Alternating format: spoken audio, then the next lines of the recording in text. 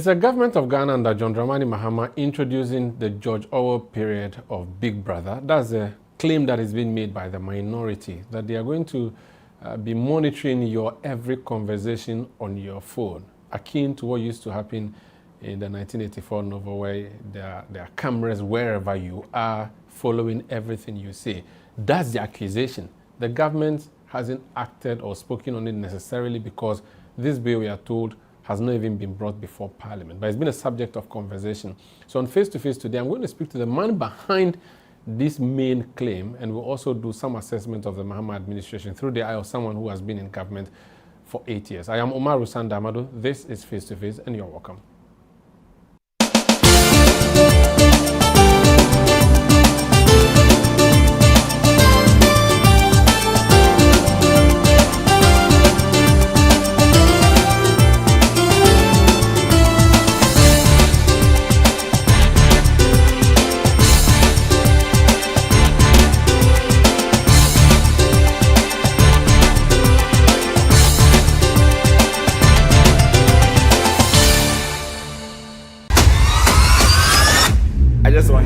Welcome to season 2 of Play by Ear. Make some noise! This is the only show all you need is your ear to win some cash.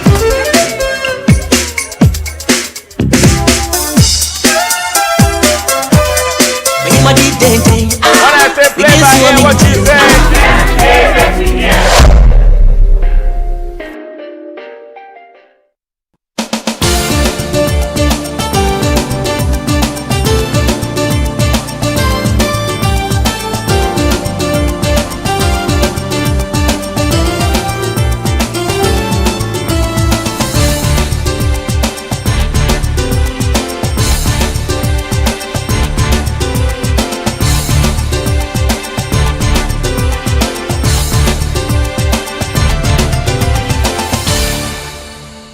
My guest on Face to Face, former Minister for Information, former Minister for Works and Housing, Member of Parliament Ofoase Ayirebi, and a member of so many committees. Honorable Kojo Oppong Nkrumah. One committee. Only one. Communications committee. Oh, but you deserve to be on finance. No. Just one committee. And it's because minority people are not plenty, so they cannot put you on committees. How are you? Have you recovered from that blow they gave you on December 7th? No, I think it will take a while for the party to reorganize itself after 8 years in governance, after our defeat of 2024, and also looking into the future and the things that need to be dealt with. I'm happy that we've started the process very well. We've amended our constitution to put in place some very critical pillars that we think are important for the future. We're going through a process of electing a flag bearer. We will then use our amended constitution to reorganize the structures of the party. And in Parliament as well, we are beefing up our lines so that we can do a good job in service of the Republic. It will take a while, but we are hopeful that we'll get it right over time. I'll talk about Parliament, but the party itself, the approach you have used is to go choose a flag bearer before going to the other executives. The idea is you don't want to see cracks deepen, if there are even cracks at all. There are people who say the fact that you're going to Congress early doesn't mean your problems are solved, and that after the Congress, whoever emerges victorious would face a lot of challenges. Do you hear these things, and how do you respond to them? And I believe them to be true. I don't think that the winner of the election is going to get 100%. Hopefully that person will get a majority that crosses the 50% line. But that will also mean that a lot of work needs to be done in rebuilding and collaborating to unite our forces and serve well as the main or the major opposition party. So whoever wins has a very big task ahead of him. How do you deal with that? So there's a meeting that the former president had with the aspirants, a breakfast meeting. These, of course, will be some of the things that can be done, but behind the scenes, I mean, people were circulating on social media, the photographs even suggesting that some people had squeezed their face or frowned. Should these things be interpreted in that way? You will see spoilers throwing in things here and there, but I think there's a very strong effort behind the scenes also to speak to the various camps to tone down the unnecessary heat and attacks and allegations at each other, and to focus more on what you can do to help rebuild the party, what you can do to help better serve the next time the MPP has an opportunity to serve in government. And if we focus a lot more on that and a lot less on attacking each other, it should be easier by the time we are done with 31st of January. We have seen communication from the minority side, a number of MPs from the minority side saying that they support one candidate, Dr. Mahmoud Bawumia. Should Parliament, and I mean the caucus of the MPP, play a passive role in your internal contest, or you should be active in the way we are seeing it? I think we should be active. We are at the crossroads where there's a battle for the soul of the party. We have views. We are currently, may I say, the last line standing when the fortress, may I say, was decimated. Our views should be clearly expressed. Our views should matter, and we have a responsibility to help, may I say, prefer those views in guidance of the broader party so that the right decision is made. And I believe that it's in that spirit that a number of members have expressed their views on where they think this pendulum should swing. But because you are the last line of defense for your party now, if you take sides and things don't go your way, can you really be heard again? Can you be trusted? I think it is only persons who believe that contests are do and die affairs and that opinions are verdicts that cannot be questioned, who are of the view that if you express a certain opinion today and it doesn't go your way, speak not ever again. I don't think so. The majority of us have expressed an opinion and are working in pursuance of that opinion. And I am very sure that at the end of the day, our opinion will coincide with the opinion of the about 280,000 delegates of the party across the country. For those who don't share our opinion, I don't think that they should be excluded from participating in the exercise moving forward. I think that we should be able to welcome them with open arms that you had a different opinion, this is over, we are together. In fact, even the last time when it was done, we saw, may I say, some semblance of, or some efforts to come together. That's how we should move on. We finished the 2024 election, we lost, the NDC won. It shouldn't be a case where it is said that then we lose all right and room to speak or offer views or participate in the democracy. No. You will have different opinions, but when the election is done, it's done. We move on. Your contest, I can reduce it to continuity and change. You are on the train that says, let's continue with the candidate that we fielded. And the question is, why should you field someone who led you to battle and lost? For NPP people who are supporting one of the other four, saying that they do not believe that he's the best person, Dr. Bawumia, to lead you, how do you convince them? Because we traveled across this country. The Ghana Institute of Management and Public Administration, GIMPA, and the Konrad Adenauer Stiftung Foundation traveled across the country and indulged in empirical work to understand why we lost. Nowhere was it said that we lost because of our flag bearer, the one who bears the flag. We lost because as a party that had been in government for 8 years, there were a number of issues that people were unhappy with. In fact, if you read the Konrad Adenauer report, over 40%, over 43 or 45% of the respondents, I think about 16,000 of them, say that the economic challenges of the day were not resolved to their satisfaction. You will find and those, they bring that to the doorstep of the person who was supposed to be the chairperson of the economic committee. They don't. That is a post-facto rationalization by those who want to kick him off the stage. But if you read the report, they don't do that. They talk, for example, about the posture and the attitude of people in government. They talk, for example, about the functioning of the party across its value chain and a few other issues. Even things including LGBT, etc., have various weights given to them. So we have a very clear empirical understanding of why we lost. And that is what informs the exercise to reorganize as a party in general, to rebuild our structures. So it's a vehicle, not a driver. It is the entire enterprise that, we have had feedback on. And it is this feedback that we need to work on as we reorganize. So it's not about trying to hang it all on one person for some person's interest because they think it will be a convenient way to get him off the stage so that they have an opportunity. What about the other view that the driver is tainted so heavily that you need a lot of dilution with positive liquid to be able to make him look good? I mean, I heard similar arguments after the current president, John Dramani Mahama, lost the 2016 election, that nobody had lost an election by this margin. The performance had been so poor. The driver was so tainted that you needed fresh blood, new faces. The NDC as a party saw wisdom in what the MPP had done from 1996 to 2000. Remember when Albert Edubuahin lost in 1992, there was this view that, change him. And the party actually acquiesced and changed him to John Ajekum Kufuor. All the claims that were made by John Ajekum Kufuor and his group that change him, we are better, we can win, failed flat out. In fact, he got as low as 39% in that 1996 election. By the time we were going to the 2000 election, when the other side came back and said, get rid of Kufuor, the party had found wisdom in saying that there's value in consistency.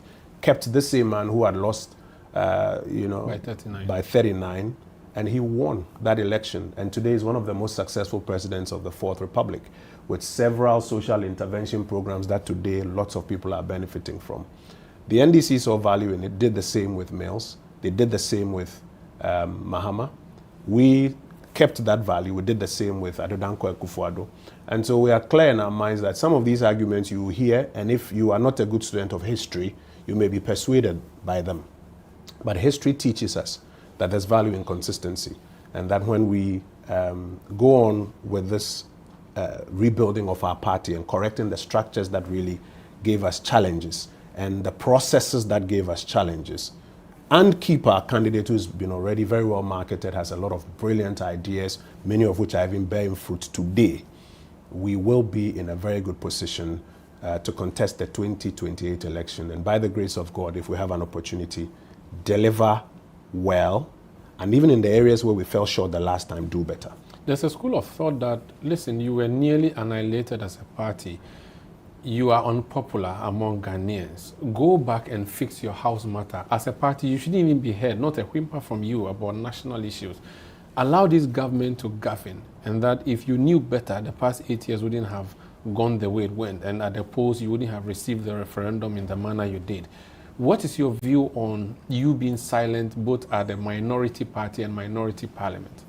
Even in a general who has gone to battle and has lost, there's a lot of wisdom to share with the next generation of generals. I say very often on the floor of parliament that when we were in government, we got some things right, we got some things wrong.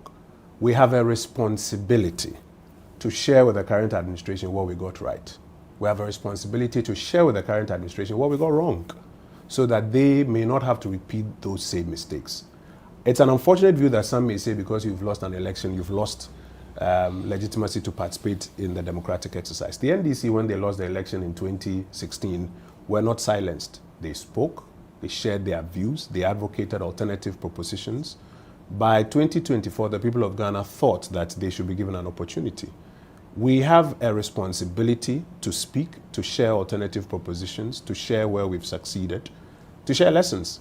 And my hope and expectation is that as much as possible, this government will listen and put those lessons to good use so that the state does not need to repeat that learning curve. But you'd be seen as being disruptive unnecessarily, especially when you only have a voice but you don't have the votes, because you could shout all you want in parliament. Democracy is not about shouting and voting every time. It's about weighty ideas that make sense. So we may be 87, but if we put on the table ideas that make sense, I expect that the majority side will even embrace those ideas. In fact, the majority leader has been on record, on his feet, commending several things we've put on the table. When we're doing the gold board bill, which is now an act, to turn around the PMMC into the gold board, go and check the Hansard. The majority leader on his feet, extensively commending the minority side for the various improvements that we suggested in the bill, which helped it to become law. We still think that there are gaps in it and it needs to be improved further, but at least the ones they accepted went very far. So it's not about shouting or voting every time. Democracy also includes a lot of compromise and consensus building. So we have an obligation to put these ideas on the table, where we succeeded, where we failed, how we think things can be done moving forward. The majority has an obligation, not just to say that you are only 87, so we're not listening to you, but to listen, and as much as they can pick from it, to pick.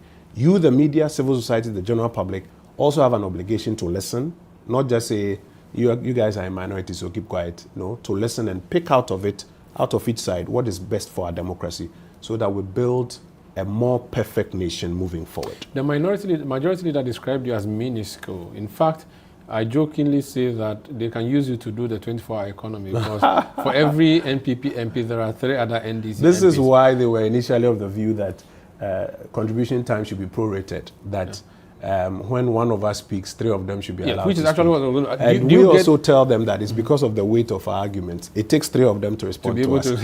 So my question So those are jokes that we play in Parliament. Do you get the attention and support of the Speaker as you need as minority in Parliament? We do. Do you get the collaboration? No, we do. Because the view that, well, you don't even matter whether or not you can, we can do our thing. Do they work with you? We do. Parliament has conventions where even if there are 4 of us on the minority bench and there are 100 of them on the majority bench, if there are 4 contributors, it will be 1, 1, 1, 1. So when it comes to submissions, it is not about how many numbers that they have there on their side. We will have our opportunity to put our views and our propositions on the table. They have a responsibility as the government to listen and to pick out of it what is best going forward. Mahama's government is, 9 months old now. You have been in government for 8 years. You have been watching. What is he doing well, and what is he supposed to be wary of? Go back and maybe even look at it from 2001, when we had the first democratic transition from a sitting elected government to another, from another party. Usually when a new party wins power after the 8-year run, it spends the first year trying to tidy up what has often become a heated or an overheated economy.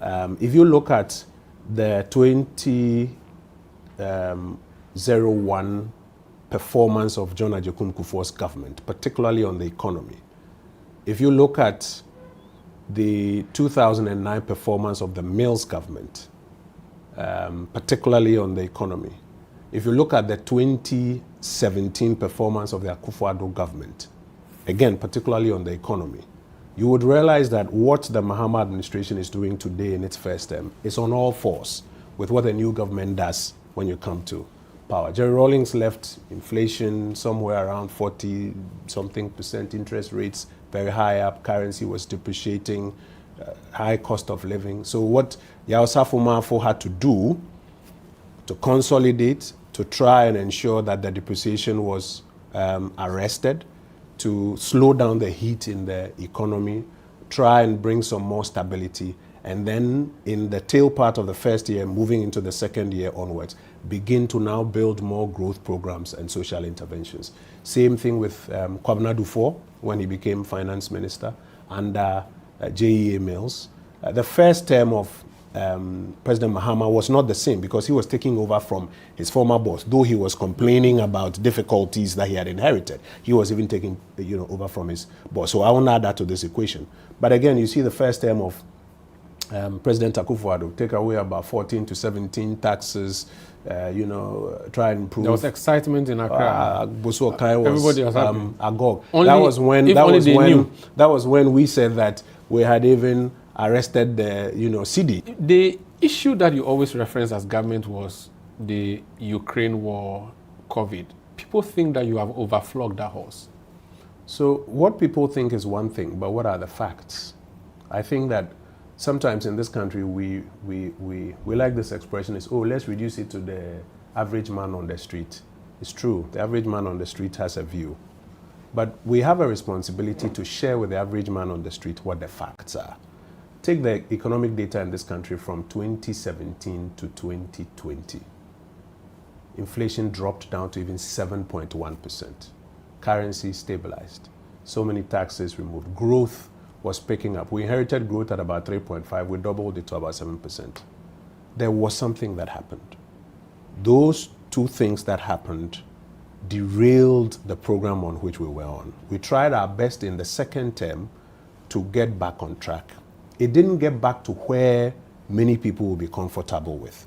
But it wasn't out of malice or wickedness. It was because there was a major turbulence which affected the economic program that we're running. It was out of Yentiobia. I don't think so. You were advised which you didn't listen to. Be that as it may, the people of Ghana made a decision. It's a decision we all respect. And I'm saying in answer to your substantive question that therefore what this administration is doing at the beginning of their term in their first year is to do exactly what we did in 2017, do exactly what Kwabena Duffuor did in 2009, do exactly what Yaosafo Mafo did in 2001, which is to bring back stability. And then on the back of that stability, they will start their efforts to really try and deliver. This administration has a peculiar advantage in that the president has no elections. And I have made a point that perhaps this would be the best opportunity to fix the country. And I'm asking you, based on your knowledge of the economy and on governance, everything that has been done so far, you've seen the budget, you've seen the statements from the president and everything, even just yesterday, the cabinet secretary made some statement. Do you get the sense that there's a purpose, there's some hope? And I'm asking this to you as someone who is in the political and governance space, and for someone who is watching and saying, for politicians, they are all the same, nothing better will come. There has always been a purpose. There has always been hope by successive presidents. When the rubber meets the road and then you try to respond, the toolkit in your arsenal determines how well you can respond.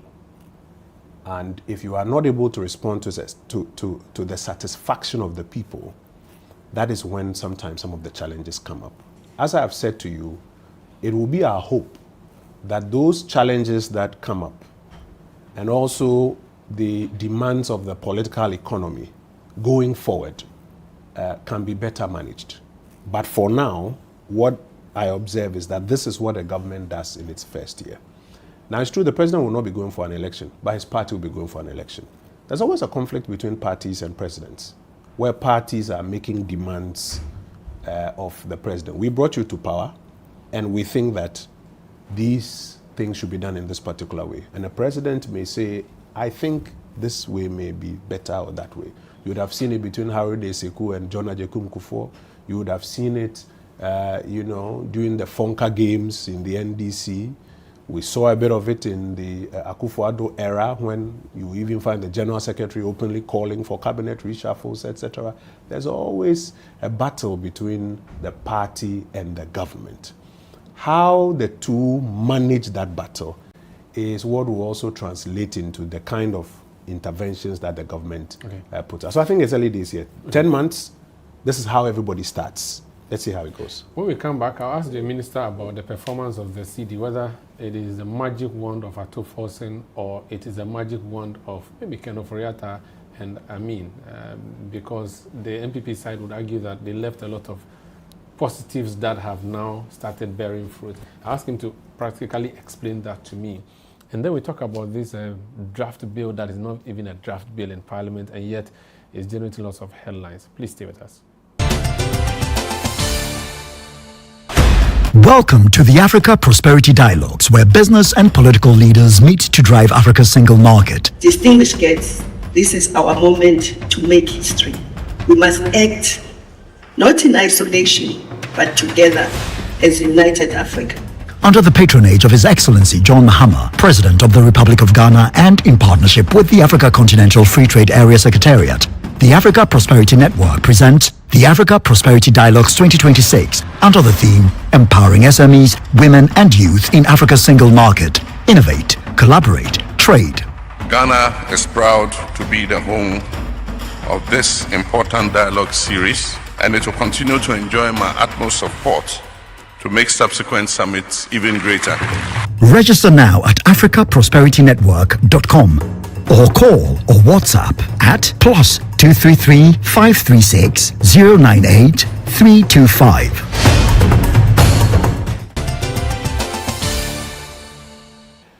Welcome back. This is Face to Face on Channel 1 Television. My guest is the Honorable Kojo Oppong Nkrumah. He's former Minister for Works, former Minister for Information, Member of Parliament for Ofoase. We've been talking generally about the performance of the Mahama government And he has an issue with a bill that is going to come up, which has not even come up. And I'm going to ask him, where did he get it from? Did he now intercept that bill? And is that what happened? But before then, so the economy is doing well. Mahama forcing is forcing. Bad news for you as a party, is it? It's only an evil man who will say that if an economy is stabilizing or quickening the pace at which it is stabilizing, it should be bad news for him because he's on the other side of the political divide. That's evil. I think that the exercise to restore stability, if you look at the data, not my opinion, but the data, is quite clear that it was aimed at ensuring that we can get an economy that the people of Ghana are happy with. As I mentioned to you earlier, from 2017 to 2020, our economy stabilized, growth was on the high end, it was expanding, jobs were being created, there was turbulence. By 2022, in fact by 2021, we started an exercise to try and bring back the stability. So we started introducing a number of programs to bring back the stability. I can assure you that today, those programs are still being implemented. Some of them, there have been tweaks in how they are being implemented.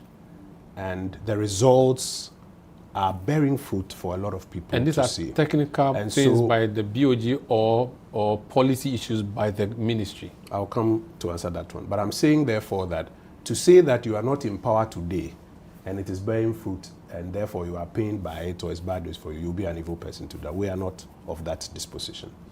I think it is good that the programs that we are rolling out as a country, some of which started on our watch, some of which are new and being introduced by this administration, I think it's good that they are bearing fruit. They should bear fruit to that level where now there's some resilience in the stability that we bring to bear of the Ghanaian economy, so that no matter what happens, no matter the kind of winds that blow, we will not be overly affected. And that on top of that, government can build clear programs for growth, and private sector can also find themselves in those programs and place themselves well. I think that's where everybody wants us to go as a country. What are the legacies you left behind that you believe are part of the fruits we are seeing now, or the foundation of some of the fruits we are seeing now? So let's take inflation. We picked up inflation, if I recall, somewhere around 16% by 2017. And we brought it down to 7.8, I think, in 2018, and by 7.1% in 2019.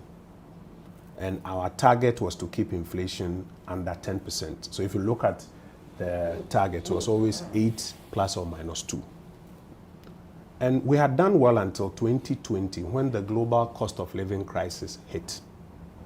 And inflation as a result of that shot up as high as 54% in Ghana. Inflation was rising in many other parts of the world, maybe didn't get to our levels, but it shot up as high as 54%. So we started a program to bring inflation down. This inflation reduction program was mostly using monetary policy, by tightening monetary policy from the central bank. And by the time we were leaving power, we had succeeded in using it to bring down power to us, bring down inflation to as low as about 23%.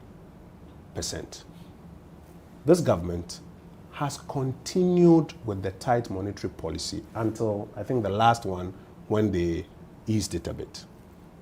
In addition to that, they have decided to go for sterilization. Now, sterilization is part of the toolkit. In the short term, it may help you. In the long term, it has its consequences. What is sterilization? So sterilization is when you suck up or you collect money from the economy because you believe there's excess liquidity in the economy, and therefore it is pushing up demand and prices for goods and services. So when you are not dealing with the supply side issues that are causing inflation, you can come to the demand side and try and sterilize. It's deliberate policy. It's deliberate policy. And it's allowable. It's allowable. Okay. But the extent to which you go and how long you do it can have consequences for you. This government has already sterilized about 60 billion Ghana cedis from the Ghanaian economy. What does that mean in practical They have terms? collected 60 billion cedis from the Ghanaian economy because they believe it's excess liquidity and they've parked it at the central bank. That's what it means in practical terms. So that money is not available. So they regulate the release. Well, no, they have actually gone to the market to mobilize it and have locked it up at the central bank. And therefore, that money is not available to stimulate demand or to fuel production. In the short term, it will help you reduce inflation, but it can have its long-term consequences. I'm saying that they have kept the inflation, the tight monetary policy that we're running, and they have now added sterilization. Now, the target, if you look at end 2024, the target was that average inflation for 2025 using our program would be about 11.7%.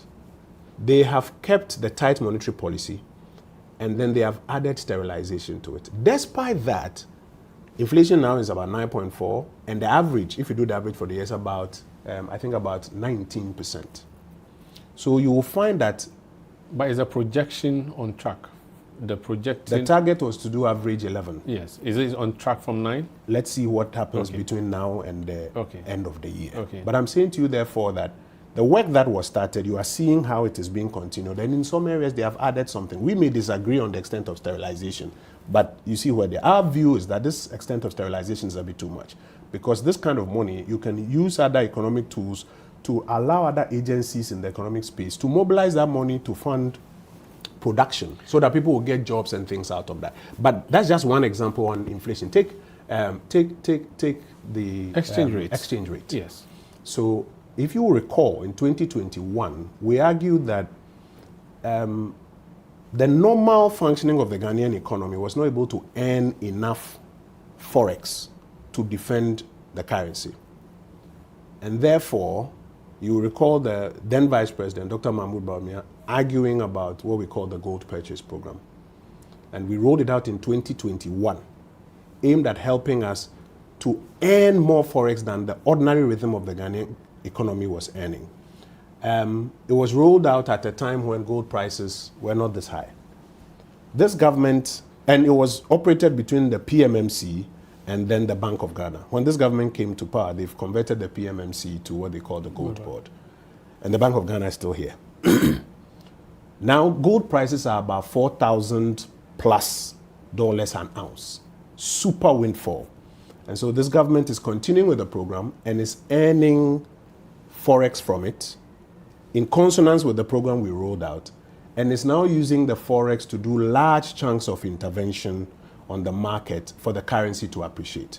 So anybody who is being objective can plot the trend, okay, where is this coming from, how is it going on, so and so and so. The question about that now becomes a question of sustainability and stability, because what isn't traders a question want, of management, if I just may land, what traders want is stability in the currency so that they can plan.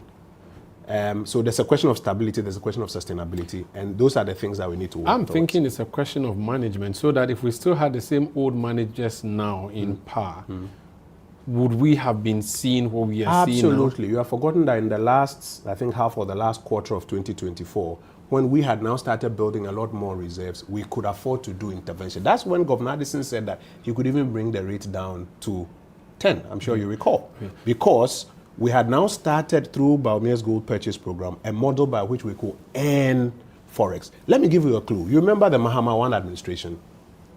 You remember? I was here when he was They could not do this intervention.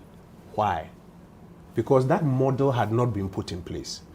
It was when, in 2021, we put that program in place that Ghana now had the ability to earn forex from our gold in this unprecedented manner.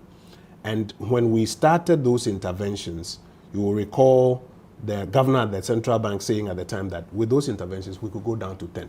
That is what they have come and then they are doing. So, I mean, I think that sometimes we get too partisan who wants to take credit anything. Really, for me, that doesn't put food on the table. When you plot the trend, you can see. Now the question becomes, how do we build on that? And how do we ensure that when and if shocks in the global economy hit us, when and if the local political economy demands kick in, we will be able to sustain all of these. That's where I think we should be looking. This is Face to Face on Channel 1 Television. My guest is Member of Parliament for Ofoase Ayirebi. Now let's talk about your work in Parliament and this your draft issue. But even before then, the minister responsible for the sector, Samuel Nate George, is from Ningo Ningo is not far from Saglemi, where there's a housing project. Yeah.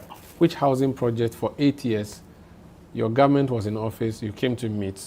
I mean, looking at it from the road, I saw beautifully painted blocks, but for 8 years, nothing happened except rodents that were led to reside there. You moved to the ministry and said you had some master plan to turn it around. I'm not sure anything has happened there, has it? Oh, no, to the contrary. So when I went to the ministry, we said what we needed to do was to put in place a public-private partnership to resolve it. And so you recall we came up with an elaborate program. We announced, we invited bids. Yeah. We publicly received the bids. We appointed a transaction advisor, Deloitte. They started the process of trying to identify which of the bidders was a successful bidder. And at the end of the day, we selected a successful bidder who on his or her own books was going to raise $100 million to finish the project because the project was uncompleted. No water, no electricity, no sewage system. And you couldn't put people to live there in those conditions. We signed the heads of terms. I signed the heads of terms agreement with the private developer who we had successfully picked. And after they made representations that they had now secured funding from the IFC to be able to go into the project and do the project. You recall that it was at the time that then candidate Mahama went to campaign in Pram Pram and said that he had heard we wanted to sell it and that when they come in, they were going to stop it or look into it. And we boldly defended that no, we were not selling Saglemi. It was a PPP arrangement and everything was kosher. They came in, they've looked into it. My intelligence suggests that everything is kosher around it. And if you go to the site, you will see the contractors preparing to continue with the work. The one you left behind? Yes. Because in our time, the contractors went on site. It was when they were clearing the site that as they were burning things, there was a fire incident. And there was this misinformation that, there was an attempt to burn down Saglemi. In those, before election time, everybody was cooking some story to make, So those same contractors, we visited them on site several times. My intelligence is that they are back on site mobilizing to continue with the work that they started before we left office, using the PPP framework that we you left behind in place. In which case, they will be funding the continuation of the Saglemi. Let's hope that it really works because that's the dream of everybody. Now let's talk about this draft bill thing. There's no bill in Parliament like that. And yet, the former Minister Oppong Nkrumah is on the rooftop saying that this government is going to gag people and all of that. Where did you get this document from? So let me say two things. First of all, we have never said that there's a bill before Parliament. Mm-hmm. The interview that I granted to the press, and I chose my words very carefully, I said that what we have seen today is a draft bill. And that the ministry says that they are doing consultations on the draft bill. Let's be very fair to the ministry, and even to my words. And that if what we have seen is anything to go by, then there are problems that we think the government needs to quickly backtrack on and ensure that by the time they finish their consultations and bring the bill to Parliament, it doesn't include those things. Primarily, it's about provisions that seek to criminalize speech and expression. And it is a big matter for us because the right to free expression is at the heart of a democratic society. A democratic society is a society in which people have the freedom to express various views. Anything you do that seeks to criminalize free expression infringes on the very foundations of democracy. There are provisions, and by the way, there are two pieces of legislation that the ministry is drafted and is doing the consultations. One is the Cybersecurity Authority Amendment Bill, and the other is the Misinformation, Disinformation, Hate Speech, and Other Information Bill. All from Communication Ministry? All from Communication Ministry. In fact, I have copies here that I can show to you. Mm-hmm. If you look between those two, what they seek to do is to strengthen the Cybersecurity Authority and create some divisions. Now, they want to create, for example, a court within the Cybersecurity Authority, which will now be the one that determines what is misinformation and disinformation and execute punishment on people for misinformation and disinformation, which punishment is criminalization of speech. People could go to jail for as long as 10 years for publishing something that they argue, if you can give me the other one, for publishing something that they argue is false. On this other side, on the misinformation, disinformation, hate speech one, a television station like yours could have your license suspended by the same division within the, the Cybersecurity Authority for some offenses that they have defined. And for us, one of the primary red flags we are raising is that, listen, there are quite a number of issues wrong with this draft. But the part that deals with criminalizing speech should be expunged. We have already expunged criminal and seditious libel from our statute books. The Preventive Detention Act, which operated very much like these ones, you say something against Kwame Nkrumah and they'll say that you've conducted yourself in a manner which is prejudicial to the security of the state. We've moved away from it a long time ago. We cannot be going back to legislation that seeks to criminalize speech. I agree, and on my watch as information minister, there was a lot of misinformation, there was a lot of disinformation. Which affected you on various fronts. Absolutely. And you don't want that nipped in the bud.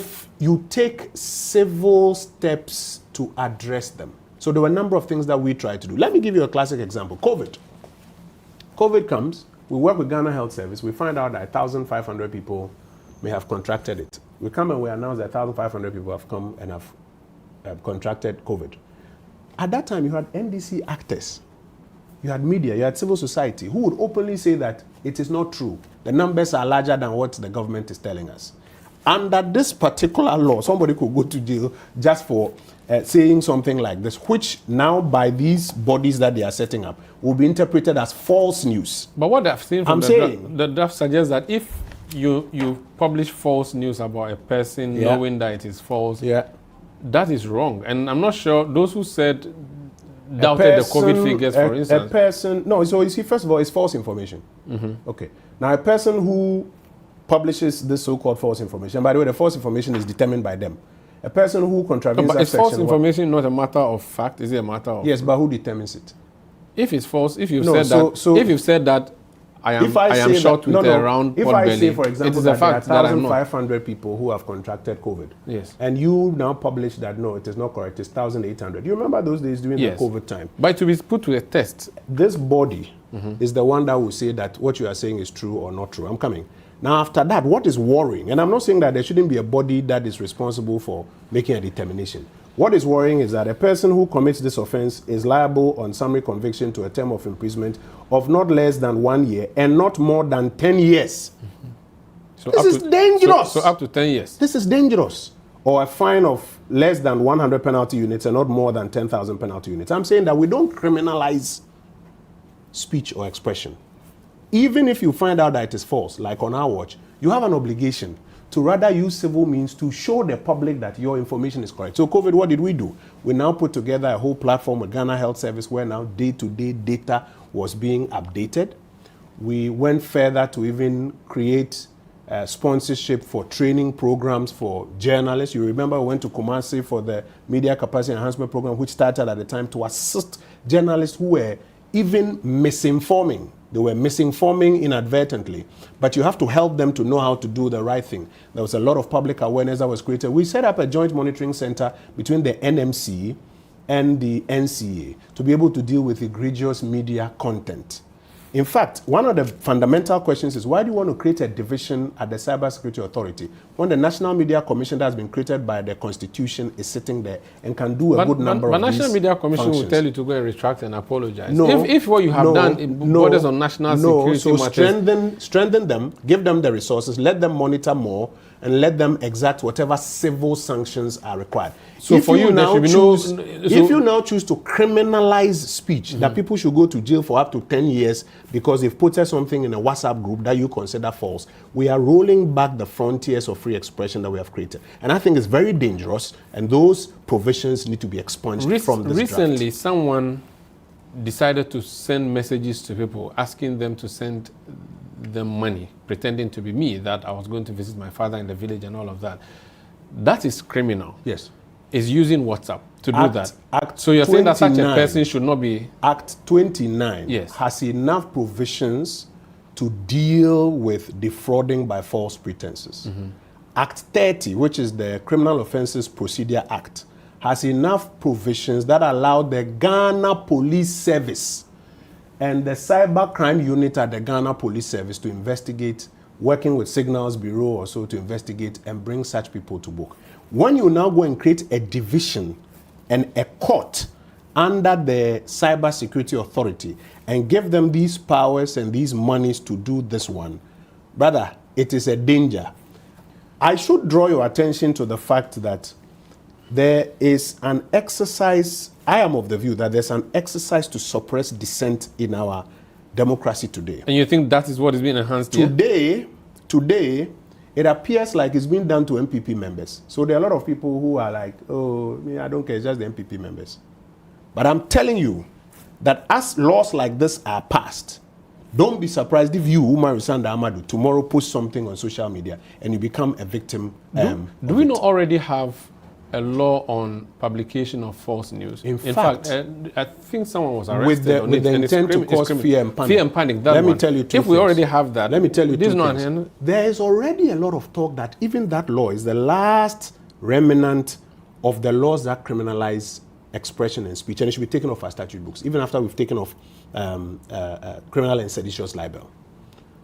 Now, there are worries about how this administration is applying that law. You saw the TikTokers who were remanded for 2 weeks in police custody for expression. Nobody is saying that what they expressed was okay or palatable, but for expression, 2 weeks in custody. You saw Kwambafa Bronye, who was remanded by the judge who quoted from the Animal Farm for one of my 2 favorite weeks novels. In police custody, transported to court in vehicles kept for hardened criminals because he had expressed something that somebody was not happy with.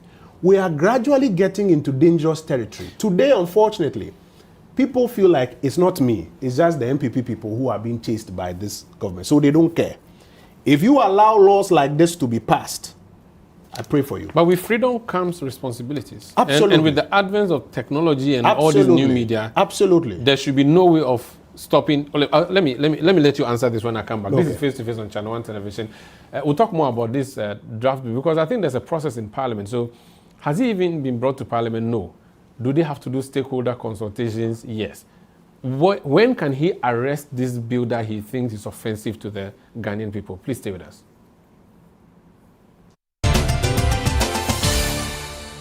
October marks the 22nd Cybersecurity Awareness Month, a crucial time to protect what matters most in our digital work. From hackers to phishing scams, the risks are real for individuals and businesses across Ghana. Remember, so is the power to stay safe online. Join us this October on Channel 1. We're launching A Safer You, your guide to safer digital living, tailored for our communities. Learn steps to protect passwords, secure devices, and recognize online threats. These lessons are delivered in easy, bite-sized episodes, each under 3 minutes, making learning accessible. A Safer You is brought to you by Digital Unbounded in partnership with Channel 1.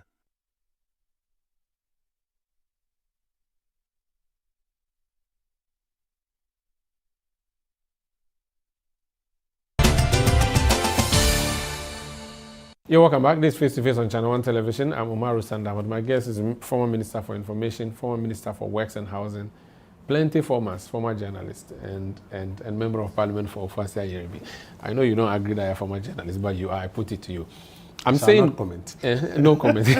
Before I went on the break, we're talking about this draft, and I'm saying that people have freedom now on TikTok. People have freedom on all these social media things. Yes. Does it then allow them, because they have freedom to and if you read the thing you've highlighted, nobody has said that. Telling untruths. Nobody has said that. So there are enough. So government said we'll stop them from doing that. There are enough. If they come and say things about you, will you be happy? I am not happy when people say things about me that are untrue, that are untoward. So arrest them. I know you use civil remedies to deal with them. You are studying to become a lawyer. Listen, when you want to promote a democracy, you don't do this. You don't give such powers to bodies like this, because when you do, if I may, when you do, these laws in the hands of an authoritarian, you will be shocked at what it will be used for.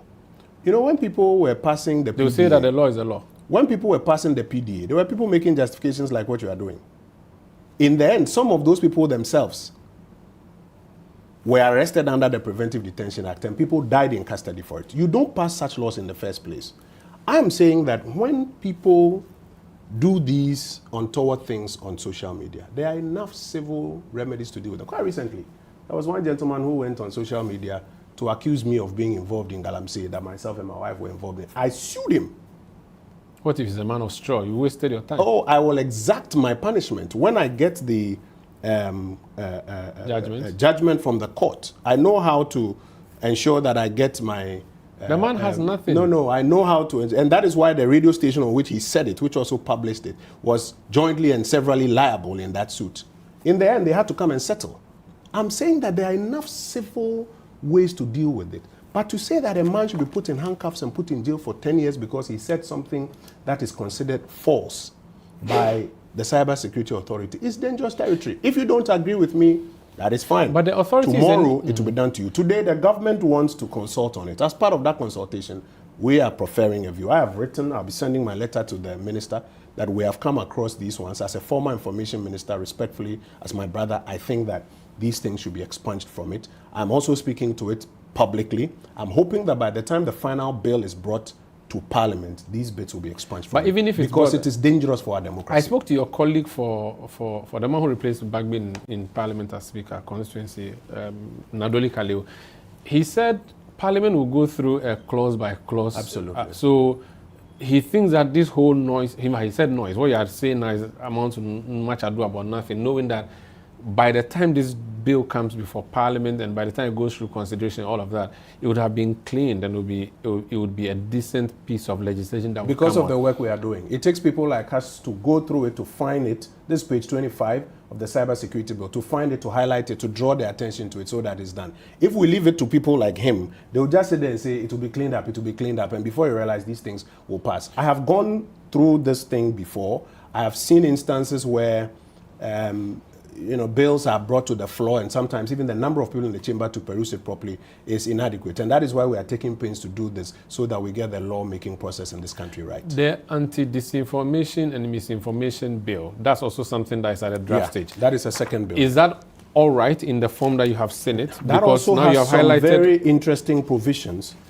For example, they are creating a court or a division, like as I mentioned, within Tribunal. the Cybersecurity Authority. No, they call it a court. Okay. The court of the division. So they are creating a division within the Cybersecurity Authority, and they'll create a court within it. The court of the division shall apply and or interpret the act to establish liability. which kind of court? In the sense of how we have the court system, or this is... So I think that more people should take interest in this and read it. No, read the framing. Let's see what it says. I'm coming. I think that more people should take interest in this and read it. But I'm saying to you that they are setting up a court which will be responsible for these interpretations, and which will now be the ones, among other things, to license what they call fact checkers. So let me show you what's going to happen among other things. They are going to, under these drafts, they are going to license what they call fact checkers. Fact checking is a thing that is done. Yeah. But under this, they are going to accredit or license fact checkers. So that now when you speak, and they are of the view that what you have said is not true, it's the fact checkers who will determine whether what you've said is true or not. Are you sure you want that in Ghana? Oh, remember, 3 days ago, Yeah. I saw a video of a girl on social media. She's supposed to be a new student at the senior high school, and she was being shaved, her hair. Yeah.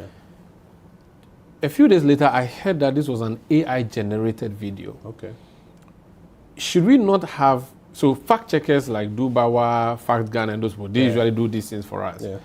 But if they themselves are not properly trained and they are not licensed, where do we end? Because there's a video of me and John Dumelo out there apparently advertising some government thing, which is not true. Yeah. And I'm sure they will do some for you if they already They have haven't even done for some for me, yeah.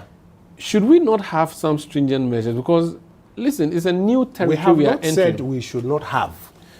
Relax. Yes, so if there's going to be... I'm seeing this court like a tribunal. No. That saying that this approach of the government being the one that now determines who an accredited fact checker is dangerous. We don't give that power to a government. Was your Ministry of Information not accrediting media houses? Which one did we accredit? Which one did we accredit to be a fact checker?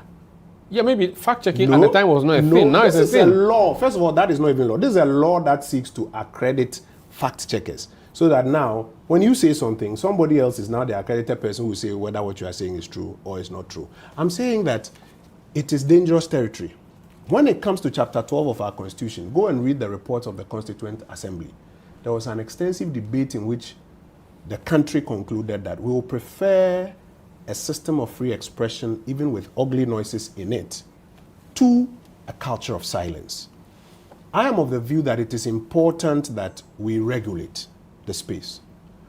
But regulation does not mean to criminalize speech or to put into it provisions like that. You have noticed that, I mean, there are provisions on cyberbullying, cyber stalking, etc. You don't have a problem with I don't have a problem with those ones. I think those ones are all well intended. It is these specific ones that seek to criminalize expression that I'm very worried about as a former information minister. I've also told you that you have a National Media Commission created by the Constitution that is actually even mandated to do some of the things that are being given to this division to do. And I'm saying that for those parts, you are better off giving them to the NMC. The monies you want to give to the Cybersecurity Authority, 50% or so of fines, about 9% or so of communication service tax, give some of the resources to the National Media Commission so that they will be bolstered. And they are an independent body with people drawn from all segments of the society. But they are toothless. They are toothless. So give them teeth. The teeth is this one. They'll give it to the. They give it to the. Give the teeth to them. Don't go and create your own division under the control of a minister, which is now going to say that they have the powers for seizure. In fact, they can even do ex-parte applications in court to get permission to come for your phone and your laptop and your computer, Yeah, but the because fact that it's they ex-parte- believe that there is some information on it. Why is it not on notice? But we still have that, even currently. No, why is it not on notice? No, you are legislating. But the judge will still have the a say. law. No, now you are making a law that says that they have ex-parte provisions to do So the it. judge cannot challenge. No, the judge will ask some questions, but the other side is not on notice to be there to respond to it. Go back to your constitution about where we provide for the privacy of individuals and the right of people to own property without interference, and ask me if it is therefore appropriate to make a law that says that an authority like this can go to court ex parte and be given permission to come and invade in your privacy. I think that's on dangerous grounds. The NSA doesn't have those powers currently. The American government is on record to do waterboarding. Yes. Does that mean that we should be doing it here? Finally, you have said that. You didn't answer my question. No, I think I have to ask you questions and you answer. You know, the time when you used to ask questions are long gone. That is why I didn't object when you said I am a former journalist. Last question. You said that you think this is a deliberate policy by the government. Could it be inadvertent, or you think this is deliberate? I see a pattern where the government wants to suppress dissent. They started it with people working in the public services who were perceived to be MPP people. Sack them. They won't get access to any information, and then they'll come and say they have intercepted this or that. And the cover story they gave was that some of them were recruited after 7th December. It turns out that a lot of people who have been sacked, even to director level, way ahead of time. Then they brought it to MPs. You talk in parliament, they send BNI to your home. Most of you covered it. You were not realizing the pattern at the time. Then they took it to the judiciary, found some trumped up charges and got rid of the Chief Justice. And now, you remember that candidate Mahama announced that they were going to appoint NDC people onto the bench. Those were his words. He said they should apply. Those were his words. Now we're seeing a lot of appointments. I don't know whether that's in fulfillment of that one. Then they came down to journalists and TikTokers. You say something on TikTok, as unpalatable as that may be, go in for 2 weeks, etc. This is the next step. And I'm saying they are coming for you. I will dodge. This is face-to-face, how we end today's edition. Minister, he just threatened me and I'm going to tell the police. He said they will come for me. But that's former Minister for Information, MP for Ofoase Ayirebi, Kojo Oppong Nkrumah. He was my guest on Face-to-Face. I am Umaru Sanda Amadu. Thank you so much. Stay with Channel 1 Television.